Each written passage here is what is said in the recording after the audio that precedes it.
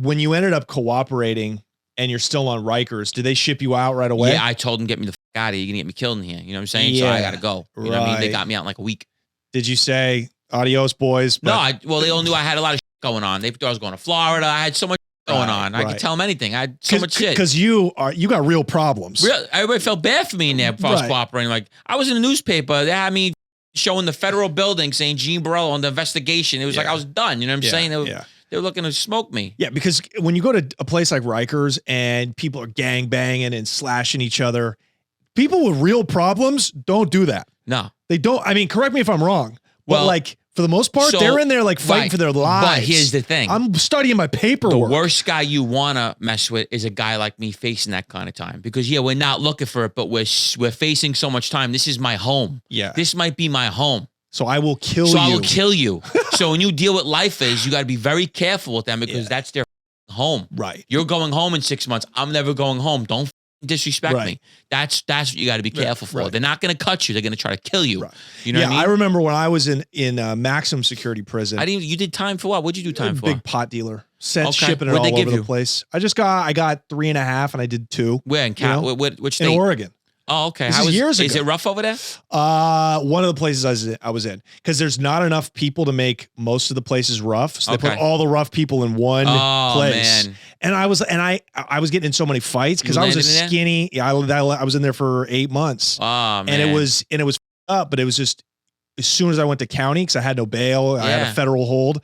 People were testing me because I was a skinny, dorky white kid. Right. So, but I wouldn't go. You're not a small guy. No, I'm not a small guy. I'm 6'6". Yeah. So, but I was like, I was just a nice kid. Yeah. But I took advantage. They were trying to take advantage of it. So I was fighting so much, and my security clearance was so high by the time. Like crazy. I know. It's crazy. So I'm like, guys, what do you want me to do? I'm not going to go hang out with the pedophiles. I'm not going to do that. You know what's great about Rikers? It's so violent that if you get into a fight, you have to literally wait to go in the box. It's like a year wait. You can cut somebody and be like, all right, you're on the list to go to the box. Right. So it's so bad that literally you have a guy that might stab somebody 27 times and he's like, oh yeah, there's no room for you in the box. Just go back to your cell. So I could get in a fist fight and I'm eating dinner. I had 7 fighting tickets. I owed the box like 300 days. But here's the thing. If you go back now, you'll still owe it.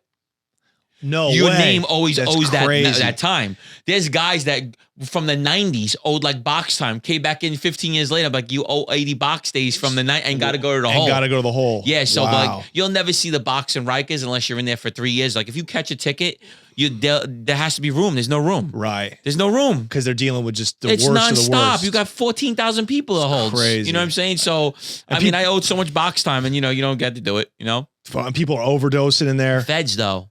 That box time's rough, man. I did a lot of Fed box time. It's up, man. How so and why? See, in the state now, they have a new thing where you do 30 days, they got to release you. You can only do 30 days in the hole. The Feds, they keep you in the investigation 6 months. Just investigating you. Yeah. They fucking don't care. They put you in the box, man. They keep you in there, bro. It's really torture. The Flores twins. I was locked up with them. Yeah? That's my good friend, Margarito. Margarito was my buddy. Margarito J. Yeah, that's my buddy, man. Yeah. Where are you guys? Are you guys at the WITSEC? I was in Farrington with him for 3 years, bro. And that's the WITSEC? Yeah, he used to call me Split. You know the movie Split?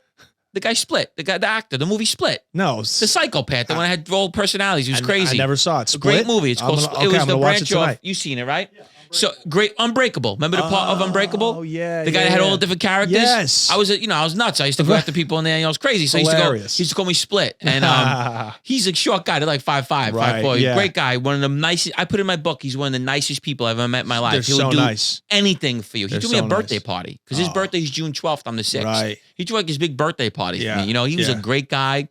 Looked out for everyone. And had $1 gazillion. Yeah. But they did like 3 years in the box while they were fighting. When they were in MDC, they did Was it 3 years? Long time. Well, because they couldn't put them nowhere, I think, because they cooperated off the muscle. They cooperated right after stop. They called the Feds themselves. Yes, they did. They did. I know the story very well. Literally, I know him like, I sat with him like all the time, you know? Yeah. And, anyways, we might have them on. Right. In my opinion, what they went through, I would rather take some millions and flee to an island and live the rest of my life. You know what happened with their dad? No. You can talk about it. It's the Patreon. They told him not to go back to Mexico. Never seen again. Oh, that's right. His dad went back and they got his dad. Yeah. And and also, with him, you gotta understand, they were making so much money. I'm talking about like Bro, tens of millions a month. You know, he told me a story, and I have to say this story because I tell people it's so funny. I think it's one of the greatest stories ever. Because you don't believe these stories, but it's real because it's El Chapo on paperwork. Yeah. So he told me they had beef with the gangs in Chicago, right? That there was turf war. So he called up El Chapo. El Chapo speaks no English. He used to call them their sons. He used to call the twins his sons. Mm-hmm. So he goes, Chapo, I need weapons.